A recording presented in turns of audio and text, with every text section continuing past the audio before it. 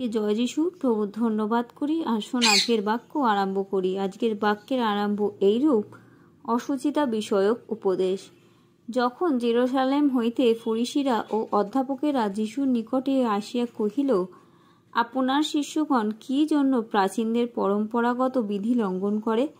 কেননা আহার করিবার সময় তাহারা হাত ধোয় না। তিনি উত্তর করিয়া তাহাদিগকে কহিলেন, তোমরাও আপনাদের পরম্পরাগত বিধির জন্য ঈশ্বরের আজ্ঞা লঙ্ঘন করো কেন? কারণ ঈশ্বর বলিয়াছেন, তুমি আপন পিতাকে ও আপন মাতাকে সমাদর করিও। আর যেহে কেউ পিতার কি মাতার নিন্দা করে, তাহার প্রাণদণ্ড অবশ্যই হইবে। কিন্তু তোমরা বলিয়া থাকো, যে ব্যক্তি পিতাকে কি মাতাকে বলে, আমা হইতে যাহা দিয়া তোমার উপকার হইতে পারিত, তাহা ঈশ্বরকে দত্ত হইয়াছে, সে আপন পিতাকে বা আপন মাতাকে আর সমাদর করিবে না। এইরূপে তোমরা আপনাদের পরম্পরাগত বিধির জন্য ঈশ্বরের বাক্য নিষ্ফল করিয়াছ। কপটীরা যিশাও তোমাদের বিষয়ে বিলক্ষণ ভাববাণী বলিয়াছেন। এই লোকেরা ওষ্ঠাধরে আমার সমাদর করে, কিন্তু ইহাদের অন্তঃকরণ আমা হইতে দূরে থাকে, এবং ইহারা অনর্থক আমার আরাধনা করে। মনুষ্যদের আদেশে ধর্মশ্রুত বলিয়া শিক্ষা দেয়।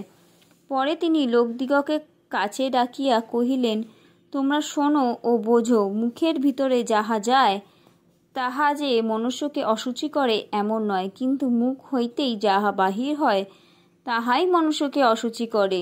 তখন শিষ্যগণ নিকটে আসিয়া তাহাকে কহিলেন, আপনি কি জানেন?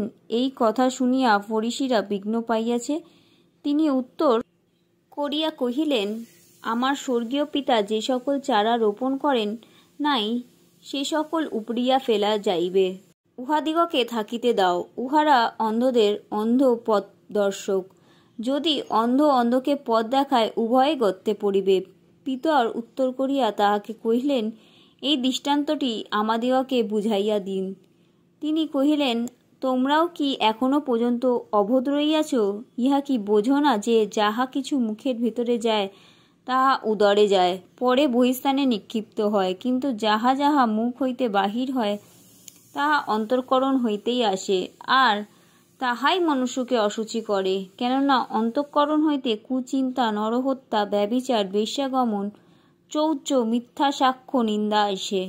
এই সকল মনুষ্যকে অশুচি করে, কিন্তু অধৌত হস্তে ভোজন করিলে মনুষ্য তাহাতে অশুচি হয় না। যিশু একটি ভূতগ্রস্ত বালিকাকে সুস্থ করেন ও 4000 লোককে ভোজন করান। পরে যিশু তথা হইতে প্রস্থান করিয়া সৌর ও সিদন প্রদেশে চলিয়া গেলেন। আর দেখো, ওই অঞ্চলের একটি কনানীয় স্ত্রীলোক আসিয়া এই বলিয়া চেঁচাইতে লাগিল, হে প্রভু, দাউদ সন্তান, আমার প্রতি দয়া করুন। আমার কন্যাটি ভূতগ্রস্ত হইয়া অত্যন্ত ক্লেশ পাইতেছে। কিন্তু তিনি তাহাকে কিছুই উত্তর দিলেন না। তখন তাহার শিষ্যেরা নিকটে আসিয়া তাহাকে নিবেদন করিলেন, ইহাকে বিদায় করুন, কেননা এ আমাদের পিছনে পিছনে চেঁচাইতেছে। তিনি উত্তর করিয়া কহিলেন, ইসরায়েল কুলের হারানো মেষ ছাড়া আর কাহারও নিকটে আমি প্রেরিত হই নাই। কিন্তু স্ত্রীলোকটি আসিয়া তাহাকে প্রণাম করিয়া কহিল, প্রভু, আমার উপকার করুন। তিনি উত্তর করিয়া কহিলেন, সন্তানদের খাদ্য লইয়া কুকুরদের কাছে ফেলিয়া দেওয়া ভালো নয়। তাহাতে সে কহিল, হ্যাঁ প্রভু, কেননা কুকুরেরাও আপন আপন কর্তাদের মেজ হইতে যে গুড়াগাড়া পড়ে তা খায়।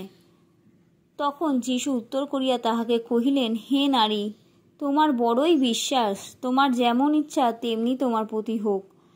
আর সেই দণ্ড অবধি তাহার কন্যা সুস্থ হইল। পরে যিশু তথা হইতে প্রস্থান করিয়া গালিল সমুদ্রের ধারে উপস্থিত হইলেন এবং পর্বতে উঠিয়া সেই স্থানে বসিলেন। আর বিস্তর লোক তাহার কাছে আসিতে লাগিল। তাহারা আপনাদের সঙ্গে খঞ্জ, অন্ধ, বোবা, নোলা এবং আরও অনেক লোককে লইয়া তাহার চরণের নিকটে ফেলিয়া রাখিল, আর তিনি তাহাদিগকে সুস্থ করিলেন। এহরূপে বোবারা কথা কইতেছে, নোলারা সুস্থ হইতেছে, খঞ্জেরা চলিতেছে এবং অন্ধেরা দেখিতেছে। ইহা দেখিয়া লোকেরা আশ্চর্য জ্ঞান করিল এবং ইসরায়েলের ঈশ্বরের গৌরব করিল। তখন যিশু আপন শিষ্যদিগকে নিকটে ডাকিয়া কহিলেন, এই লোকসমূহের প্রতি আমার করুণা হইতেছে, কেননা ইহারা আজ 3 দিবস আমার সঙ্গে রহিয়াছে এবং ইহাদের নিকটে খাবার কিছুই নাই, আর আমি ইহাদেরকে অনাহারে বিদায় করিতে ইচ্ছা করি না, পাছে ইহারা পথে মূর্ছা পড়ে। শিষ্যেরা তাহাকে কহিলেন, নির্জন স্থানে আমরা কোথাও এত রুটি পাইব যে এত লোককে তৃপ্ত করতে পারি? যিশু তাহাদেরকে বলিলেন, তোমাদের কাছে কয়খানা রুটি আছে? তাহারা কহিলেন, 7খানা, আর কয়টি ছোট মাছ। তখন তিনি লোকদিগকে ভূমিতে বসিতে আজ্ঞা করিলেন। পরে তিনি সেই 7খানা রুটি ও সেই কয়টি মাছ লইলেন, ধন্যবাদপূর্বক ভাঙিলেন এবং শিষ্যদিগকে দিলেন, শিষ্যেরা লোকদিগকে দিলেন। তখন সকলে আহার করিয়া তৃপ্ত হইল, এবং যে সকল গুড়াগাড়া অবশিষ্ট রইল তাহাতে পূর্ণ 7 ঝুড়ি তাহারা উঠাইয়া লইলেন। যাহারা আহার করিয়াছিল তাহারা স্ত্রী ও শিশু ছাড়া 400 পুরুষ। পরে তিনি লোকসমূহকে বিদায় করিয়া নৌকায় উঠিয়া মগদ্দনের সীমাতে উপস্থিত হইলেন। আমেন।